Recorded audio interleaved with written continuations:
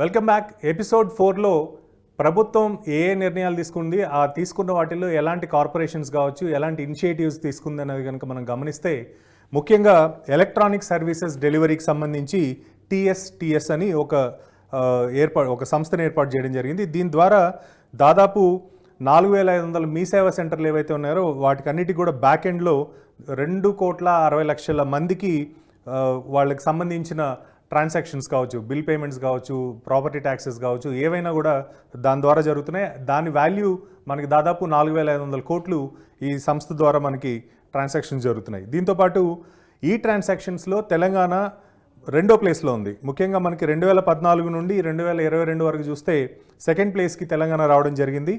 ఈ గవర్నెన్స్ విషయానికి వస్తే T app folio, T wallet, real time digital authentication, అదే కాకుండా పెన్షనర్స్ లైఫ్ సర్టిఫికేట్ అంటే సెల్ఫీ తోటి పెన్షనర్స్ యొక్క లైఫ్ సర్టిఫికేట్ని అప్లోడ్ చేసుకునే పరిస్థితి, ఆర్టీఏకి సంబంధించి దానికి ఒక సపరేట్ ఆర్టీఏ ఫెస్ట్ అని ఒక మొబైల్ అప్లికేషన్, ఇలా నెంబర్ ఆఫ్ అప్లికేషన్స్ సిటిజన్స్ అంటే ప్రజలకి ఈజీగా ఉండే విధంగా ప్రభుత్వం డెవలప్ చేసి సొంతంగా అంటే వేరే కంపెనీలకో ఎవరికో ఇచ్చి కాకుండా సొంతంగా డెవలప్ చేసి సొంత ఐటీ బ్యాక్బోన్ వాడుకొని ఇలాంటి వాటిని ఇనిషియేషన్స్ తీసుకురావడం జరిగింది. దీనివల్ల ఆల్మోస్ట్ మనకి ఈ గవర్నెన్స్ రెవెన్యూ డిపార్ట్మెంట్ కావచ్చు, వెటనరీ కావచ్చు, అగ్రికల్చర్ కావచ్చు, ఎడ్యుకేషన్ కావచ్చు, ట్రాన్స్పోర్ట్ కావచ్చు, health, medical, family welfare, BC welfare, Panchayati Raj, planning commission, housing departments, ప్రతి డిపార్ట్మెంట్కి కూడా ఐటీ బ్యాక్బోన్ని ఈ సంస్థ ద్వారా ఇస్తున్నారు. ఫెస్ట్ అనే friendly electronic services in transport department ఇవ్వడం వల్ల ఆల్మోస్ట్ మనకి కోవిడ్ టైంలో ఫిజికల్గా మనం ఆర్టీఏ ఆఫీస్కి వెళ్లకుండా కూడా లైసెన్సెస్ రెన్యూవల్ చేసుకోవడం, డ్రైవింగ్ లైసెన్స్ రెన్యూవల్ చేసుకోవడం కానీ ప్రతిదీ కూడా ఆన్లైన్కి డిజిటలైజేషన్ తీసుకొని వచ్చినట్టుగా మనం గమనించవచ్చు. అది కూడా ఆయన ప్రస్తావించారు. ఇంకొక వైపు TSIC, Telangana state innovation cell, ఇది మనకి ఆల్మోస్ట్ అవార్డ్స్ విషయంలో అత్యధికంగా మనకి అవార్డ్స్ వచ్చింది టీఎస్ఐసికి. ఆల్మోస్ట్ అన్ని సమ్మిట్స్లో కూడా దీనికి అవార్డ్స్ వచ్చిన పరిస్థితి మనం గమనించవచ్చు. అందరికీ తెలిసిన టీ హబ్ ఒకటి. టీ హబ్లో ఏంటంటే నార్మల్గా ఏదైనా ఒక ఐడియా ఉంటే అక్కడికి వెళ్ళి ఇన్క్యుబేట్ చేసిన తర్వాత ఆ ఐడియా బాగుంటే వాళ్ళే ఒక ఫెసిలిటీ క్రియేట్ చేసి అందరినీ కనెక్ట్ చేసి ఆ వ్యాపారాన్ని నెక్స్ట్ లెవెల్కి తీసుకెళ్లే పరిస్థితి కింద మనకి టీ హబ్ డెవలప్ చేయడం జరిగింది. 2016లో ఇది స్టార్ట్ చేస్తే 400 మంది ఇనిషియల్గా ఉన్నారు. ప్రస్తుతం 2,000 మంది, 2,000 కంపెనీలు టీ హబ్లో ఉన్నాయి. దీంట్లో ముఖ్యంగా దీనికి సంబంధించి మనం ప్రోడక్ట్ డెవలప్మెంట్ కంపెనీని కూడా లాంచ్ చేసింది టీ హబ్. అది రుబ్రిక్స్ అని ఒక ఇంపార్టెంట్ బ్రాండ్ కింద దాన్ని తీసుకురావడం 2021లో. ఇది టెక్నాలజీ రిలేటెడ్ అంటే స్టార్టప్స్కి ప్రోటోటైప్స్ తయారు చేయడానికి, వాళ్ళు ఏదైనా ఒక వస్తువు తయారు చేయాలి అంటే దాన్ని ఫస్ట్ ఒక ప్రోటోటైప్ చేసి వాళ్ళు రీసెర్చ్ అండ్ డెవలప్మెంట్ చేయాలి. కాబట్టి అలాంటి ప్లాట్ఫామ్ కూడా క్రియేట్ చేసింది టీ హబ్.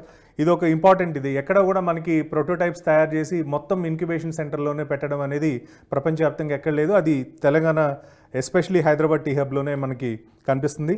దీంతోపాటు కంపెనీలు కూడా మేజర్గా 600 కార్పొరేట్ కంపెనీలు ఇన్క్యుబేటర్లో ఇప్పుడు ఇందులో ఎవరైతే టీ హబ్లో కంపెనీలను పెట్టాలని వచ్చారో, చదువుకోనో లేకపోతే ఉద్యోగాలు వదిలేసో ఇక్కడికి వచ్చి కంపెనీలు మొదలు పెట్టాలని వచ్చారో వాళ్ళకి దాదాపు 600 కార్పొరేట్లు సపోర్ట్ చేశాయి.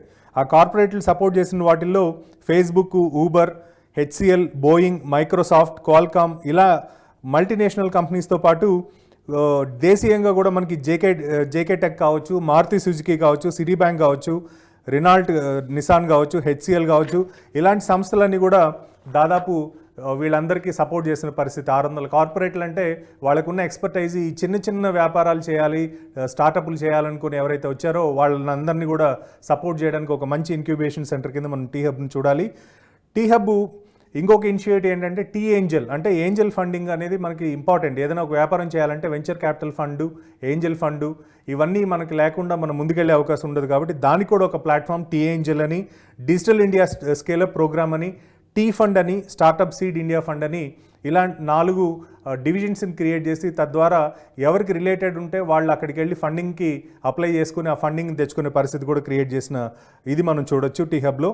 ముఖ్యంగా పార్ట్నర్షిప్ విషయానికి వస్తే ఇంటర్నేషనల్ కంపెనీస్ మనకి రెడ్ బెర్రీ ఎర్త్ కావచ్చు, ఫౌండేషన్ కావచ్చు, డిజిటల్ క్యాటపల్ట్ కావచ్చు, UK government department for business and energy and industrial strategy కావచ్చు, లా ట్రోబే యూనివర్సిటీ కావచ్చు, వీళ్ళందరూ కూడా ఇంక్యుబేషన్ సెంటర్కి టైఅప్ అయ్యి మొత్తం వాళ్ళ నాలెడ్జ్ ట్రాన్స్ఫర్ చేయడానికి కూడా ఇక్కడ హైదరాబాద్లో ఉన్న యువతకి టీ హబ్లో ఉన్న కంపెనీలకి వాళ్ళు ముందుకు రావడం జరిగింది. దీంతోపాటు వీ హబ్ వీహబ్ ముఖ్యంగా మనకి స్టెమ్ సెల్స్ రిలేటెడ్ ఇలాంటి వాటిని కూడా ఇంక్యుబేట్ చేయడం, అంటే మెడికల్ రిలేటెడ్ వాటిని కూడా ఇంక్యుబేట్ చేయడం.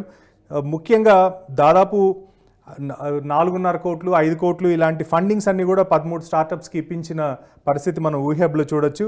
వీహబ్ ఆల్మోస్ట్ మనకి గూగుల్స్ ప్లేలో అవార్డ్స్ దగ్గర నుండి ఇలాంటివన్నీ కూడా స్టార్టప్స్కి మంచి అవార్డ్స్ తీసుకొచ్చిన పరిస్థితి మనం వీహబ్లో కూడా గమనించవచ్చు. ఇంకా దీంతోపాటు టీవర్క్స్ మనకి పీసీబీ మోడల్, అంటే మొబైల్ ఛార్జింగ్ స్టేషన్స్ని తయారు చేసుకోవడానికి దాని రిలేటెడ్గా, ఎందుకంటే ఎలక్ట్రిక్ వెహికల్స్కి సంబంధించి రాబోయే రోజుల్లో ఒక బూమ్ ఉంటుంది కాబట్టి ఆ రిలేటెడ్ టెక్నాలజీ ఏదైతే ఉందో దాన్ని మొత్తం ఇంక్యుబేట్ చేయడానికి, రూరల్కి కూడా దాన్ని ఎలక్ట్రికల్ వెహికల్స్ ఛార్జెస్ ఇవన్నీ తీసుకెళ్ళడానికి ఇంక్యుబేషన్ చేయడం జరిగింది.